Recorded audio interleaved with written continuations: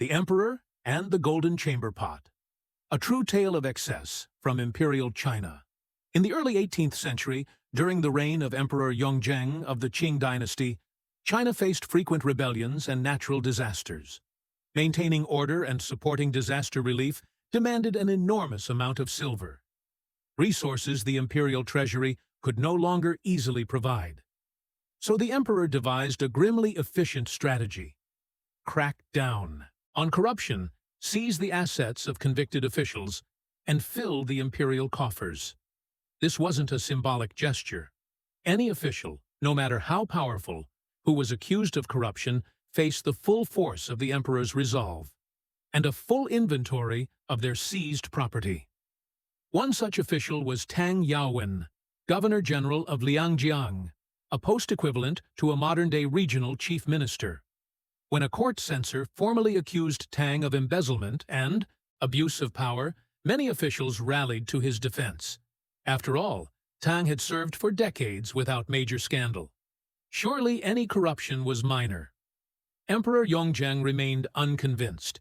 Instead of acting hastily, he sent his most trusted enforcer, Li Wei, to raid the Tang estate and compile a full report. What came back stunned the emperor. The itemized list of Tang's possessions read like a fantasy novel. Exotic treasures, priceless antiques, and, most bizarrely, 2,000 jin, about 2,600 pounds, of ginseng. Was Tang running an herbal medicine business on the side? The emperor asked. Li Wei shook his head. No, Your Majesty. He used it for cooking. Cooking? Yes. Tang disliked the earthy taste of cabbage hearts, so his chef would burn dried ginseng as firewood to cook the vegetables. The fragrant smoke masked the smell. It took dozens of pounds of ginseng per dish. The 2,000 jin was just a month's supply. Yongzheng, who ruled over millions, had never seen such personal extravagance. Then came something even more unusual, an item on the list called a money tree. Curious, the emperor had it brought into court. The tree's trunk was made of solid gold, with branches of jade and jeweled hooks, from which hung gold ingots, silver leaves, pearls, carved jade cicadas, and even gold birds perched on top. It was part sculpture, part opulent fever dream.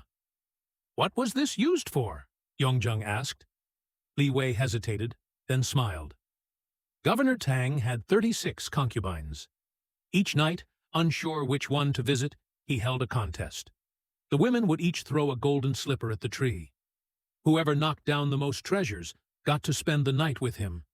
He called it choosing the fragrant branch. Though he said nothing, the emperor was seething. I, the son of heaven, have fewer concubines than this vulgar official. When Yongzheng reached the final page of the inventory, he noticed 3 unnamed items: a golden peacock with a narrow beak, inlaid with jade, a small, oddly shaped saw, a bejeweled jade vessel. Even the court scholars couldn't identify them, so the emperor summoned Liu Yanchun, a high-ranking academic known for his encyclopedic knowledge of both ancient and foreign objects. Liu approached the emperor and bowed. The golden peacock is a melon seed cracker.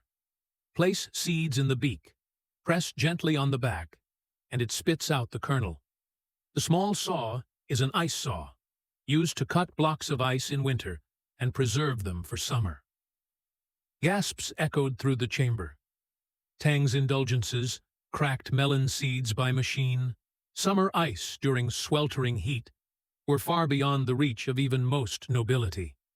The emperor, growing pale with fury, asked about the third object. Liu Yanchun lowered his head.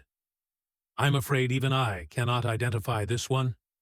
Yongzheng, now obsessed, spent days studying the mysterious jade vessel.